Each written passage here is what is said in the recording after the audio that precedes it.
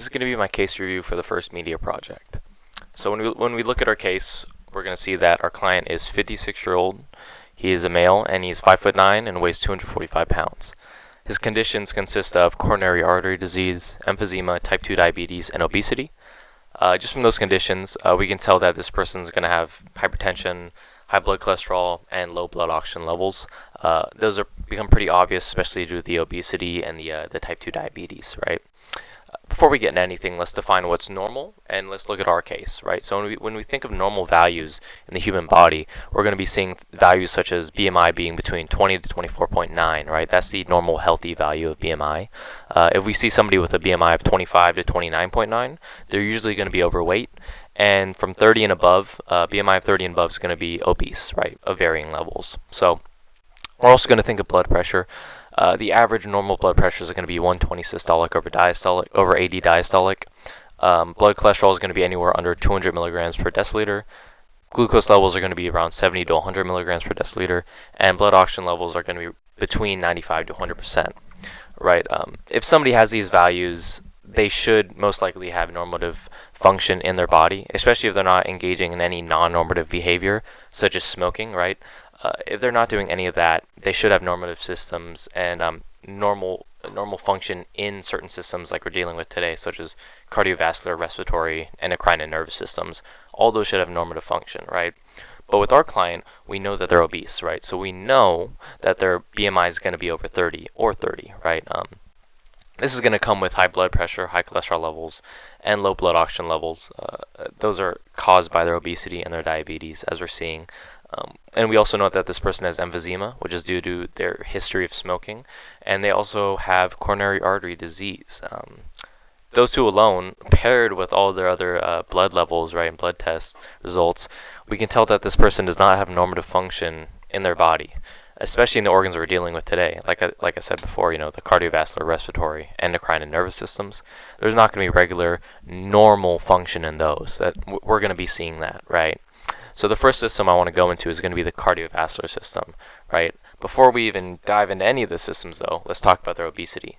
Obesity is going to be a factor that's coming up every single time we talk about each of these systems today, right? And almost in every system that we talk about in the human body, obesity is going to be a factor, right? When we ask ourselves, why does this person have type 2 diabetes? We're going to look at their BMI. We're going to look at them, right? We're going to see that the primary cause of their type 2 diabetes, the reason they developed it, is most likely due to their obesity. And yes, there are factors such as, genetic factors. Some people are predisposed to developing type 2 diabetes. Some people are predisposed to becoming obese, right? Developing obesity, right? Smoking is also a factor in each of those as well. It correlates with people developing each of these. But the overwhelming factor in this person developing type 2 diabetes was their obesity, right?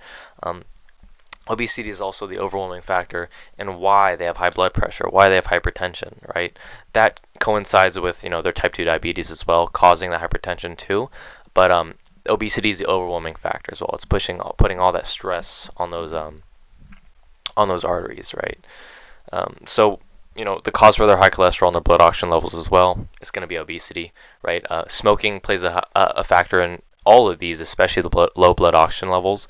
But obesity is going to be causing both of these as well. It's what they're putting into their body that's causing their high cholesterol and how their body's managing those levels as well.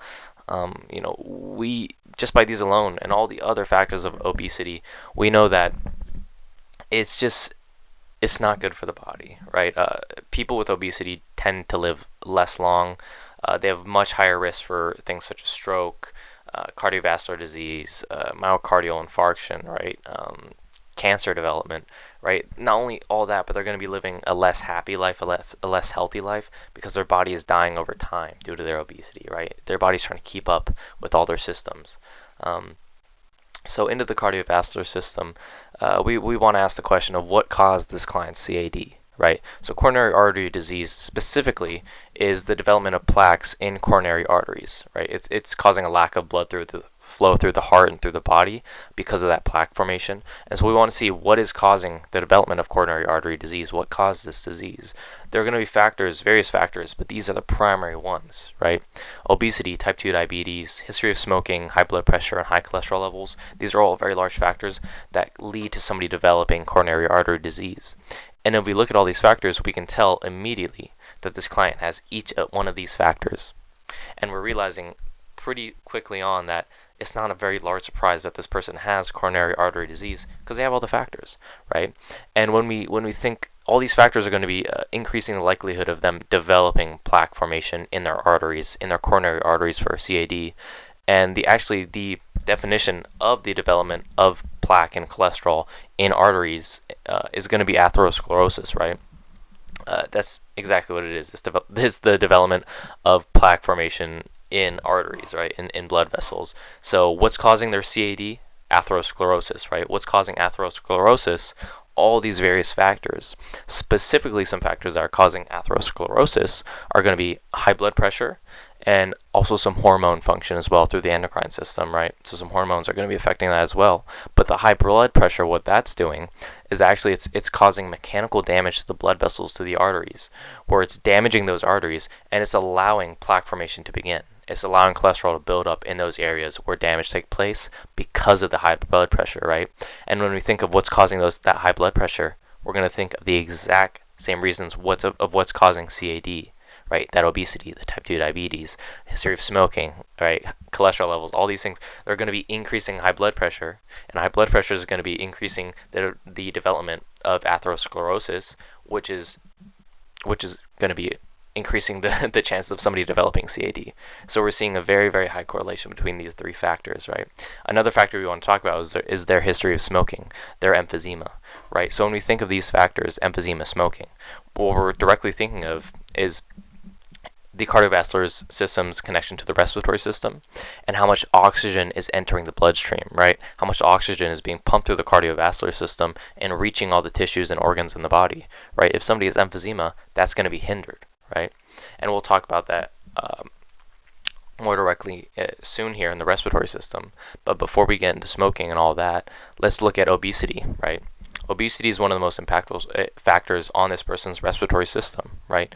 There's more mass on their body than the normal person. There's more fat on this person's body than the normal person. This is putting a lot more stress not only on their skeletal system, their muscles, everything, their organs, but it's putting more stress on their diaphragm, right? So with this, their diaphragm's not going to be, it's not allowing their diaphragm to completely descend and inhale as much oxygen as it should be in a normal body. So it's this excess fat is going to be reducing things such as functional residual capacity or expiratory reserve volume. It's going to be reducing those things, which are very important, right? So, like I said, obesity is not going to be allowing somebody to breathe in as much air as they normally should be able to. Smoking, again, when we think of this person smoking, we have to think of all the negative effects it has on the respiratory system and the entire body as a whole, right? So simply just some negative effects to list off from smoking include, nicotine, which is going to be constricting terminal bronchioles, right? Carbon monoxide, which is going to be reducing hemoglobin's oxygen carrying capacity, right? And just really the overall destruction of elastic fibers in the lungs, that's specifically going to be leading to this person's development of emphysema. Emphysema is directly categorized as is large areas of space that remain filled in the lungs after somebody exhales air, right? So it's the permanent damage of the lungs that pretty much creates a larger surface area in the lungs. So when they breathe in air and exhale it, there's still going to be some reserved in the lungs. Not all that air is leaving the lungs because there's permanent damage, and there's abnormally large spaces still in there due to the smoking and due to those negative effects, right?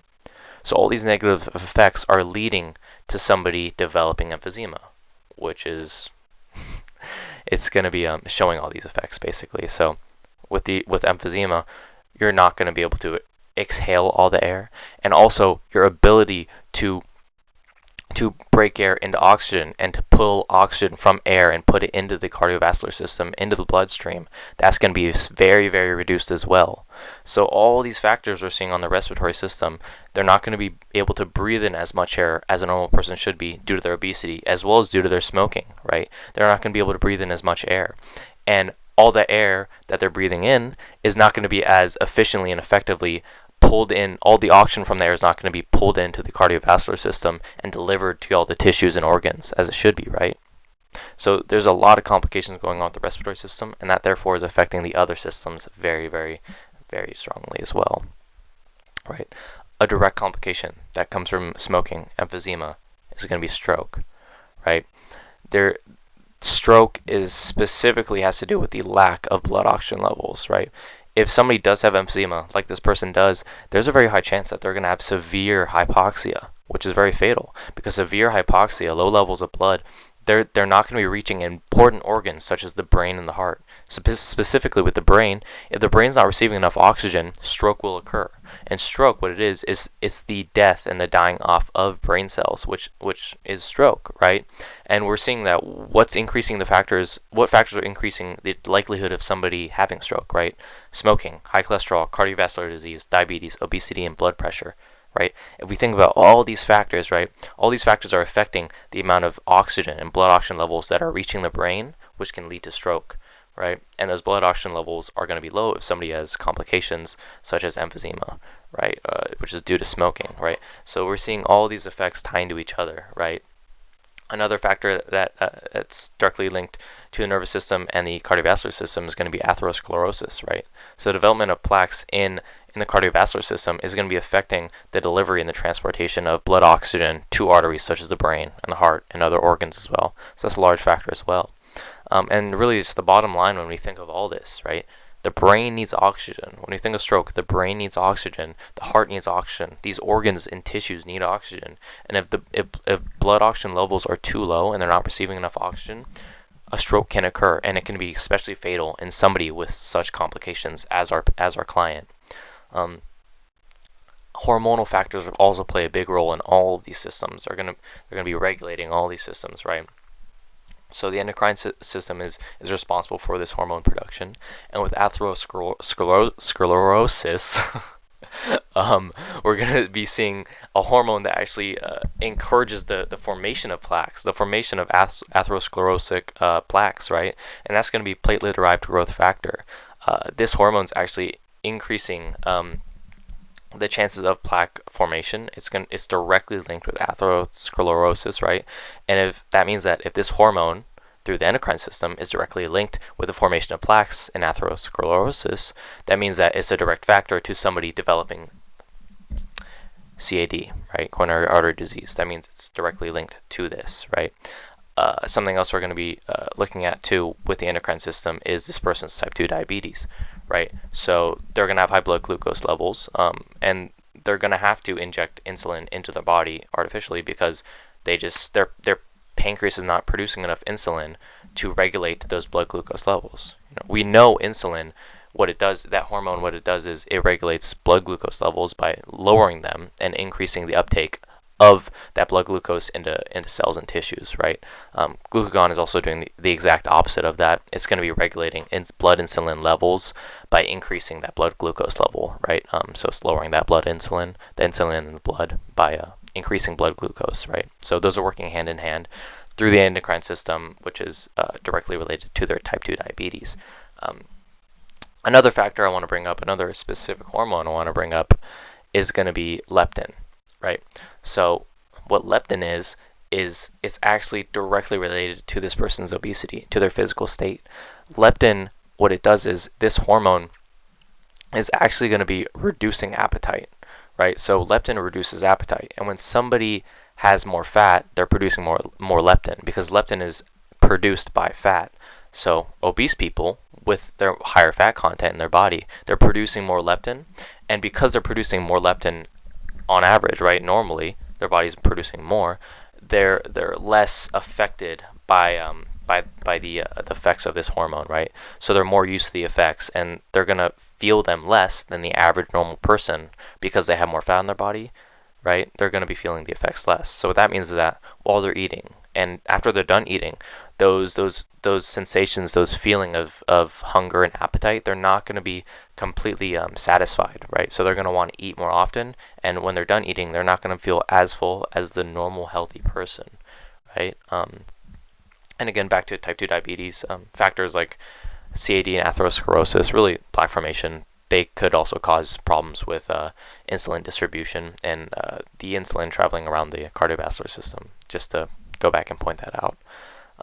So that does cover all the systems for this first project, but I also want to talk about some coronary artery disease treatments because I feel like that's important.